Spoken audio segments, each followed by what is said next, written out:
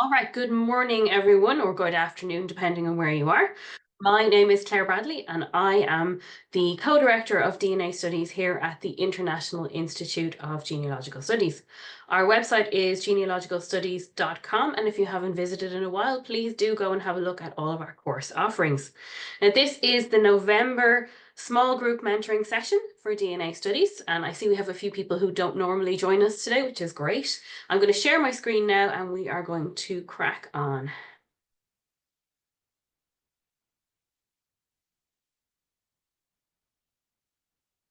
Okay, hopefully you can see the screen in the right format. Just give me a shout if you can't. Today we're going to discuss one of my favorite things that's happened in DNA, which is the identification of King Richard III of England. Now, I'll expect you know some of this story, but it's interesting to look at it from a DNA perspective as we study DNA in the school. So first, let me just give you a brief introduction to Richard III. He ascended the English throne in 1483, so 500 odd years ago, after his brother Edward IV died. Now, that was controversial because to do so, Edward's marriage was discredited and his children were declared illegitimate, which meant that his sons, known to history as the princes in the Tower, were no longer in the line of succession. We'll come on to them a little bit later. The end of the 15th century was a tumultuous time in English history, and Richard died at the Battle of Bosworth just under 2 years later. He was the last king of England to die in battle. And that cleared the way for Henry Tudor to become Henry VII of England and usher in the Tudor era. Historical records said that Richard's body was buried in a church called Grey Friars in Leicester. Henry VIII, Henry Tudor's son, later dissolved all the Catholic institutions, monasteries, friaries, and churches when he broke with the Catholic Church, and Greyfriars was mostly destroyed. So maps that we have from the period can tell us roughly where it was, but the precise location of Richard's burial was unknown. But we do know quite a bit about what Richard looked like. There are lots of images of him, but none of them are exactly contemporary. This is an example of one of the ones we have of him. The most contemporary one is still 30 years after he died. And Shakespeare's later play, which we have to look at as Tudor propaganda, made him seem like he was an awful person. And maybe he was, maybe he wasn't. That's a different debate. Said that he had a hump in his back and he also had a withered arm. And we also knew from the stories of the Battle of Bosworth that he had a number of battle injuries that were incurred before he died. So that would be relevant if we were trying to identify him. Now, Richard had been married and he'd had at least one child, but that child had not lived. So there were no living descendants of Richard when he died. But of course, he was a member of perhaps one of the most well-documented families in history. So the lineage of Richard and his family is extant, and it was possible to trace living people today who should be descended from people who were related to Richard with matching Y DNA and matching mitochondrial DNA. So that was the plan. Now, for years, there had been plans to try and locate his remains. There's a society in the UK called the Richard III Society who seek to rehabilitate his reputation amongst other Ricardian scholarship. And so ultimately, they, together with the University of Leicester, funded by a variety of different organisations, mounted an archaeological dig in 2012. And the very first skeleton that they excavated was shown to be a male. And right from the start, they were interested in this particular skeleton. How did they work out it was a man? They analysed the chromosomes. So this is our first bit of DNA evidence. They could tell from the remains that both the X chromosome and the Y chromosome were present, so therefore it was a biological male. Analysis of the bones always comes into play, and the bones showed that this man had severe scoliosis, a curvature of the spine. And that meant that one of his shoulders would be higher than the other, which might well present like he had a hump in his back. And there were a number of battle injuries that were inflicted before death on this particular skeleton. So they were also able to determine that this man was between 30 and 34 years of age when he died, and radiocarbon testing was consistent with the death in the 1480s. Now, radiocarbon dating usually gives you a wider, it gives you a sort of a 50-year range, sometimes a 100-year range, but importantly here, it wasn't saying it couldn't possibly be the 1480s. It was saying, yeah, that's fine for this skeleton. Sometimes they use radiocarbon dating and they figure out that a skeleton is far too recent for what they're talking about. Here, it was happy. So let's talk about the Y-DNA analysis now. So if you remember, Y-DNA is passed from father to son, and it mutates extremely slowly. So often every male in a particular family who are descended, we'll say from a common great-grandfather, will have the same Y-DNA, or it might just have one or two markers different, mutations in the successive generations. So they went looking for the Y-DNA of Richard. Oh, I should have gone into that slide. So just to recap, they knew it was a man. They were able to work out his age at death, approximately. They looked at the conditions of the bones and they used radiocarbon dating. All of those things were consistent. Now, it's very important to say here that they weren't starting out going, we think this is Richard, let's prove it. They were trying to almost disprove it. And that's the way science has to work. You can't just start out with a bias and say, we think this, and now let's see, can we find it? And that's something that's very important in our DNA work for our family trees, is of course we want something to be correct when we're looking at it, and that isn't always the case. So we always have to be worried, concerned that we make sure that we're not going, oh, have I got a bias here in my research? So this is a slide of a family tree. It comes from the original Nature paper, which is on open access online. I'm going to link to it later, and Creative Commons allows me to share this image. So what we have here is, here's Richard, and these are the dates of his life, 1452 to 1485. So you can see he was, I think he hadn't had his birthday yet the year he died, so he was 32 when he died. This is his dad, Richard, Duke of York, his grandfather, Richard, Earl of Cambridge, his great-grandfather, Edmund, Duke of York, and his great-great-grandfather, Edward III of England. Now, Edward III is like everybody's grandfather. He had many, many children, and lots of people have found descended from Edward III. And because of that, lots of people are available for us to test who might have the same Y-DNA as Richard. So what they did was they went across from Edmund to John o' Gaunt, who was another son of Edward III, and they started working on his descent, which of course is very well documented. And here's Henry VII over here, by the way. This was how Henry was, his most tenuous claim to the throne of England was all the way back to the same Edward III. That Richard had, and his was further along, and also horror of horrors, through a woman.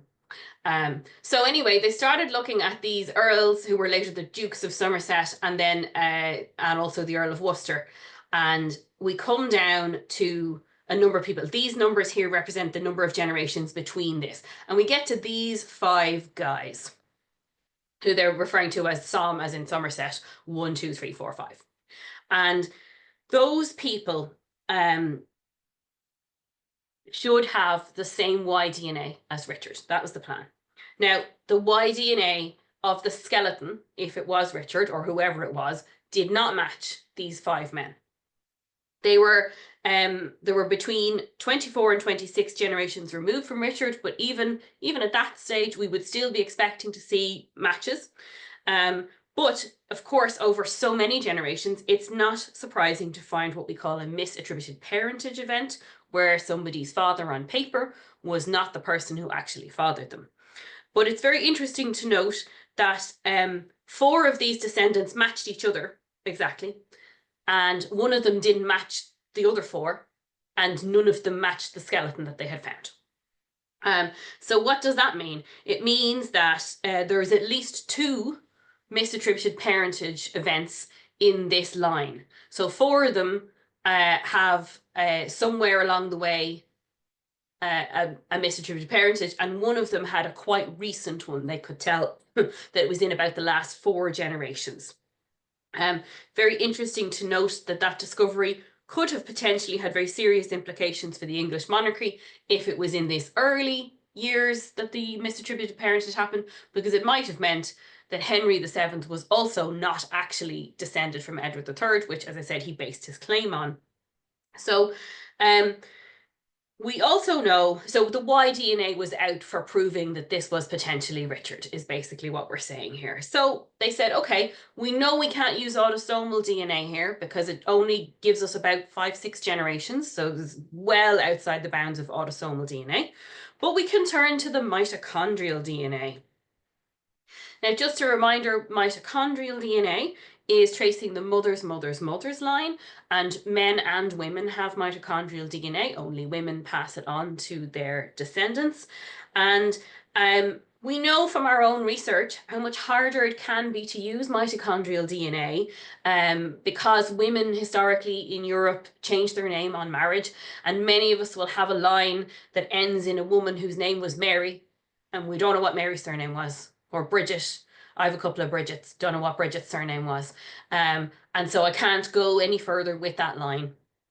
Now, of course, royal women, very well documented. And Richard had a sister called Anne of York.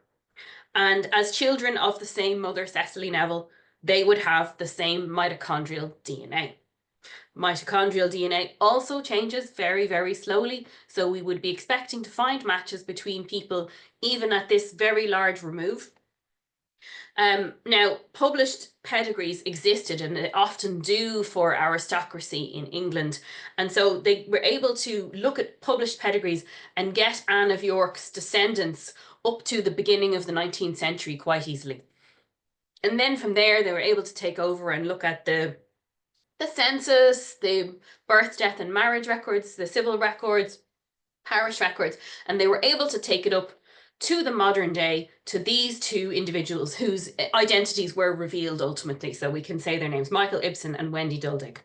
And those two people were mitochondrial descendants of Anne of York, which means that the unbroken female line, all the way to Michael, of course, where it would be broken, and then all the way to Wendy. So they're, of course, related to each other as well. And Wendy and Michael were a perfect match for each other, and they were a perfect match for the skeleton that had been found. So combining all the radiocarbon dating, the analysis of the skeleton, and the mitochondrial DNA matches, this led to a likelihood ratio, which is a scientific analysis, of 6.7 million. In other words, the skeleton was definitely Richard III. And this is an extremely significant finding, not least because they identified what had happened to the remains of someone they always wanted to know what had happened to, but also for the use of DNA analysis in identifying human remains. And of course, this is the oldest one I think that they have identified yet. But since then, in 2012, of course, we've gone on to identify many sets of human remains, and they use a number of different tools. Sometimes they're able to use autosomal DNA if it's more recent. So this is extremely significant. Now, I mentioned the Princess and the Tower at the start, and I want a very brief discussion of that before we come on to our part of the session where we're going to have a nice chat about this. So what happened to Edward V and his younger brother Richard is one of the greatest unsolved historical mysteries in Europe.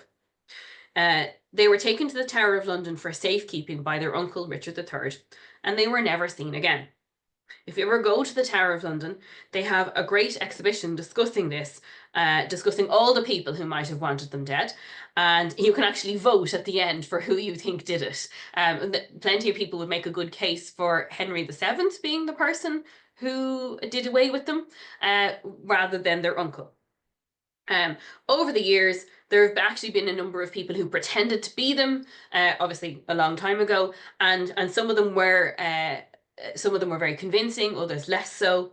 But the mystery endures to this day. So how does DNA come into that? In 1674, so a couple of hundred years after the boys disappeared, Charles II was on the throne, and he was having some renovations done in the Tower of London. and workmen found a wooden box with 2 small human skeletons.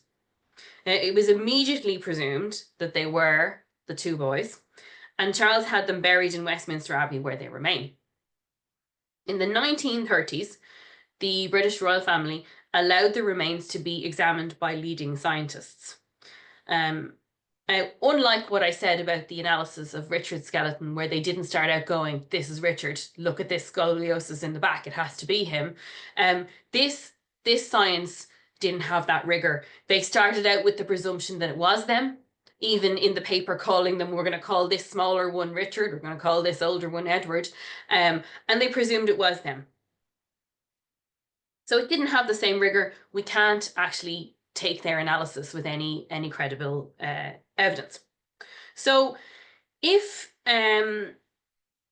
we were to be allowed to examine this again, and the British royal family has never allowed the remains to be examined again, but since there's been a change in the monarchy in the last couple of years, there is a kind of a small campaign to suggest that maybe they would allow it. They would look at they do the same sort of analysis that they'd done with the skeleton they thought might be Richard. They'd look at the bones, first of all, to figure out, are they boys? You know, are they human bones? Are they 2 complete skeletons? They would hopefully be able to figure out the age of the children. But children's remains are, the DNA could be much more degraded in them. It could be much more difficult to analyze it. But they could look at radiocarbon dating, of course. And then, of course, we come to the meat of it. They would do a Y-DNA analysis, assuming the skeletons were found to be male, and they would compare it to the skeleton that we know is Richard, because he's their paternal uncle. He should have the same Y-DNA as them. But here the autosomal could potentially come into play, because Richard is their uncle. He should share about 25% of his DNA with each of them. And we would also then test the 2 skeletons against each other to see, are they siblings? Are they full siblings? Are they half siblings? There was some historical suggestion that they were only half siblings, but never been proven. So even though Richard would have different mitochondrial DNA to his nephews, they could still use mitochondrial DNA to analyze those bones as well, because more genealogical research could be done to identify matrilineal descendants who would match their mother, Elizabeth Woodville. She had 10 other children, including Elizabeth of York, who married Henry VII, which ended the War of the Roses. So there's a lot of people out there who are likely to be a matrilineal descendant of Elizabeth Woodville, and hopefully we could compare it. So if we had those things come together, it would be possible, potentially, to confirm that those remains were, or were not, Edward and Richard. Now, if it did confirm that it was them, the analysis would not likely be able to tell us how they died. It might not be able to tell us whether they died of illness or murder, for example. And if it was murder, it definitely wouldn't be able to tell us who did it. So personally, I would settle for knowing that it was them, which would at least put to bed the stories of the pretenders, but it wouldn't ever tell us who actually did away with them if that's what happened. Now, if you would like more information on these 2 historical mysteries, I recommend reading the Nature paper on Richard's identification, which is here, and this is a permanent link. But if you just Google Nature Richard III identification, you'll find it very easily.